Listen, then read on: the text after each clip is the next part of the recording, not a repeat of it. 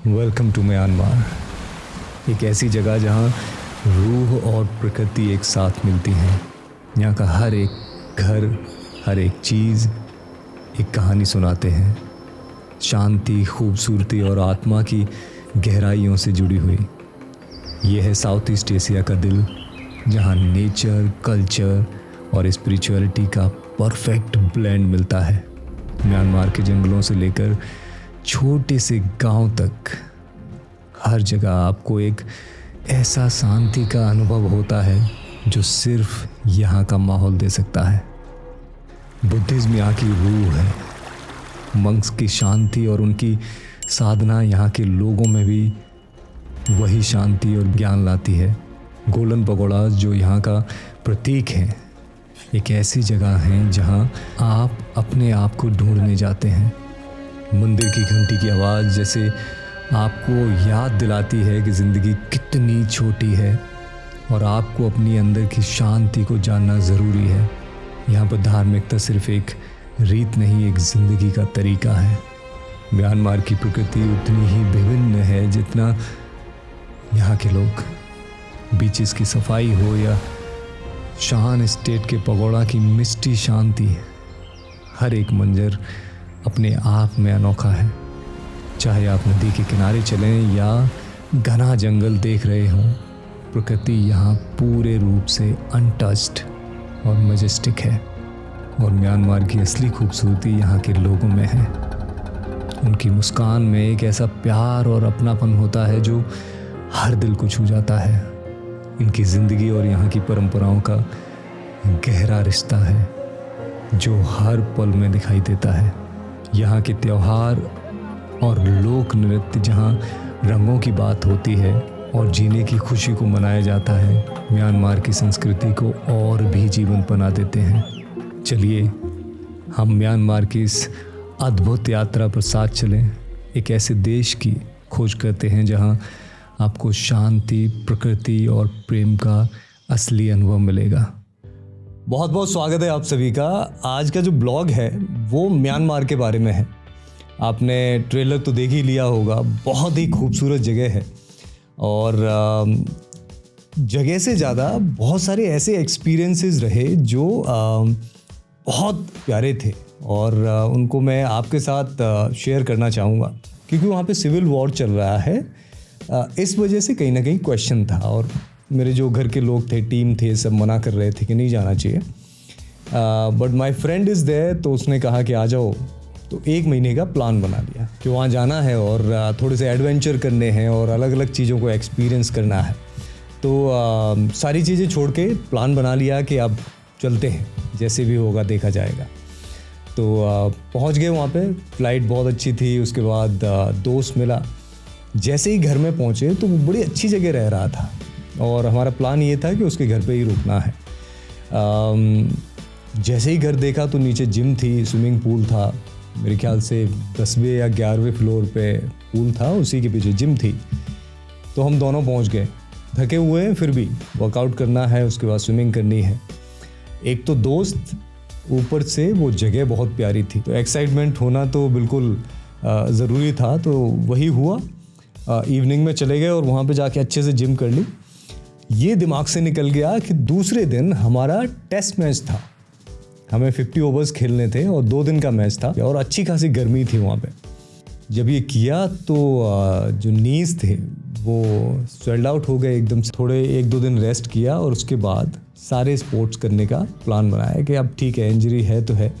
दूसरे दिन क्रिकेट के बाद हम लोग गए बैडमिंटन और स्क्वॉश खेलने के लिए।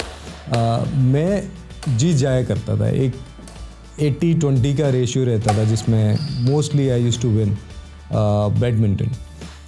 तो जब खेलना शुरू किया तो उसकी एक अलग लेवल की फिटनेस थी।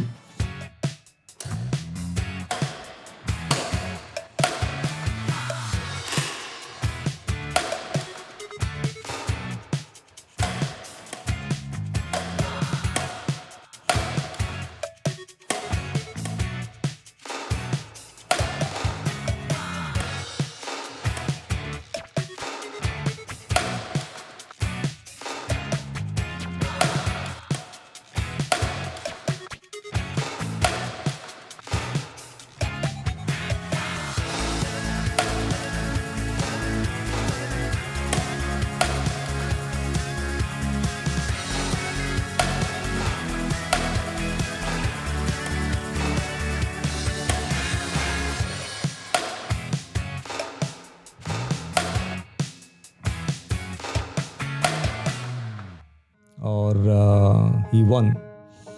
बहुत सारे गेम उसने जीते और बड़े इजीली जीत लिए। अब मैं कह सकता हूँ कि इंजरी थी, लेकिन इंजरी एक एक्सक्यूज़ होगा। आप बैडमिंटन खड़े खड़े भी बहुत अच्छे से खेल सकते हो अगर आपकी स्किल्स अच्छी हैं। अब जो दूसरा था वो स्क्वॉश था कि इसमें कुछ कर लिया जाए। हालांकि मुझे स्क्वॉश में बहुत ज़्यादा एक्सपेक्टेशंस थी नहीं, क्योंकि इसमें वो अच्छा है क्योंकि वो रैकेट गेम से बिलोंग करता है। He used to be a table tennis player.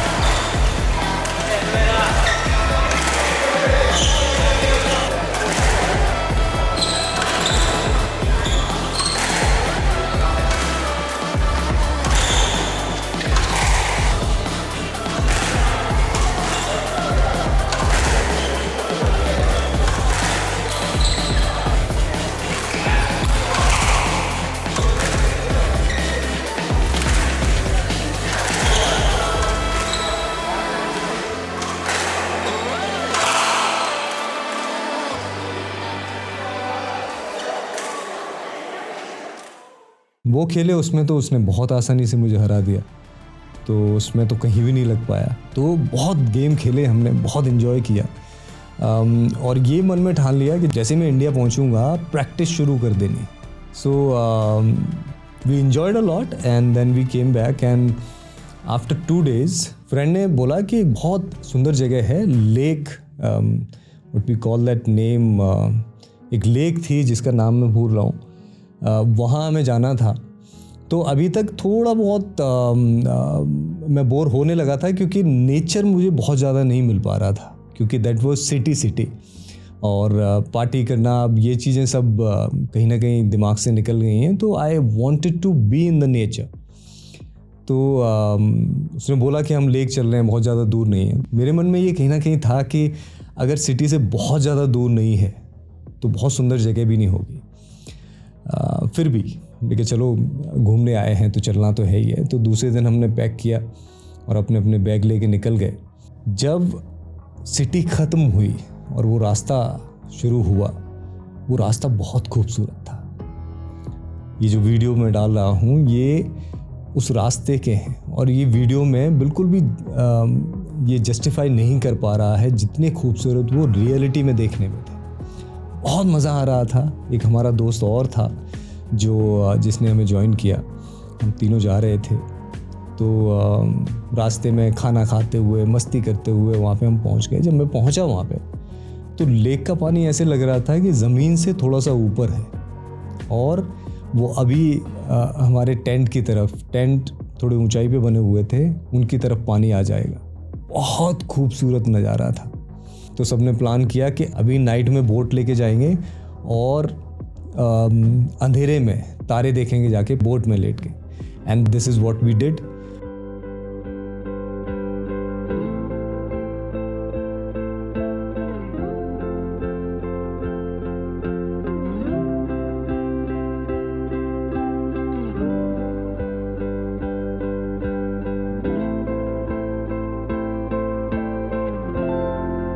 जब मैं वहाँ लेटा हुआ था, फियर भी था कि एकदम काला सब तरफ नज़र आ रहा है, कुछ नहीं पता, एक फ्री वाटर है जंगल में, कुछ भी हो सकता है। लेकिन जब आप ऊपर देख रहे थे तो समझ पा रहे थे कि कुछ है, कुछ ऐसा है जो हमें कनेक्ट करता है इस यूनिवर्स से। So that was beautiful experience. Morning में भी हम लोग जैसे उठे तो हम लोग बोटिंग करने के लिए निकल गए और बहुत लंबा निकल गए।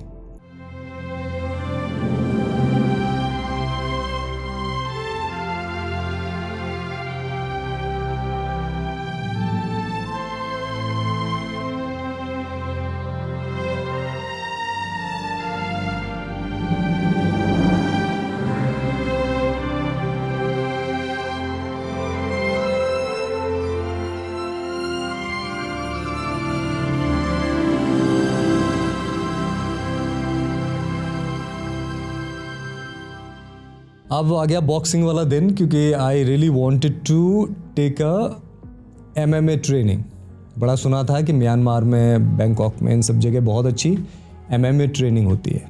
आप सब लोग जानते हैं कि मुझे बॉक्सिंग का बड़ा शौक़ है, तो हम दोनों लोग निकल गए वहाँ पे ट्रेनिंग करने के लिए। और जब भी वहाँ पहुँचे तो मैं थोड़ा सा ऐसे कपड़े पहन के गया था कि एक लड़का वहाँ पे बैठा हुआ ना बहुत देर तक देख रहा था कि ये लग रहा है ये बंदा जो है वो पागल बना रहा है। ये ऑलरेडी MMA का प्लेयर है और ये अच्छी खासी बॉक्सिंग करता है, बट ऐसा कुछ था नहीं। I just boxing for my interest के लिए, थोड़ा सा फिटनेस के लिए। ट्रेनिंग शुरू हुई, बहुत सारी बॉक्सिंग की, बहुत मज़ा आया। आप देख सकते हो इसमें बहुत सारे वीडियोस हमारे लॉस्ट हो गए, otherwise that was super class boxing training. हमने 2 घंटे ट्रेनिंग की।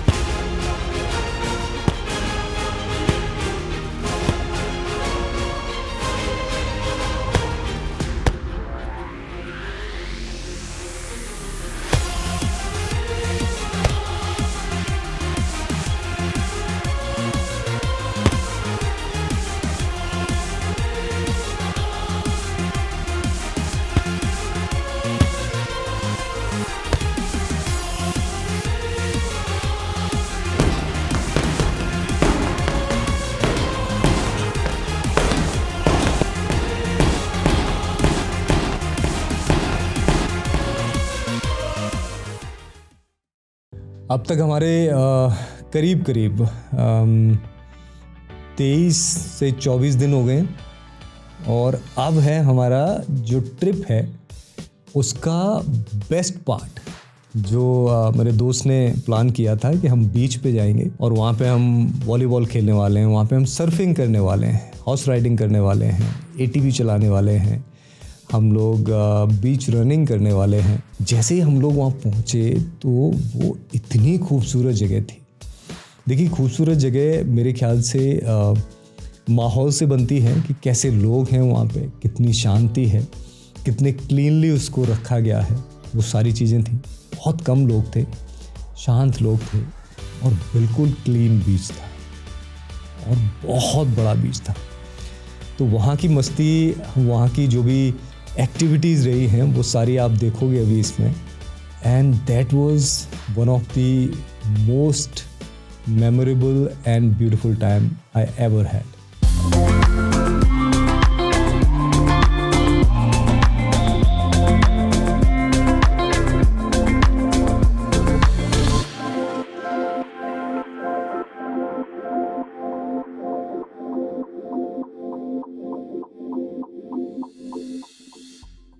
देखिए, ये सारा वीडियो आपने देखा, बहुत सारी चीज़ें आपको अच्छी लगी होंगी, बहुत सारी चीज़ें आपको ठीक नहीं लगी होंगी, लेकिन एक बात मैं आपसे ज़रूर कहना चाहूँगा कि हम जीवन में बहुत बार सोचते रहते हैं कि हमें ये ट्रिप करनी चाहिए या फिर हमें ये कर लेना चाहिए, या फिर हम सोचते हैं कि एक दिन जाके करेंगे।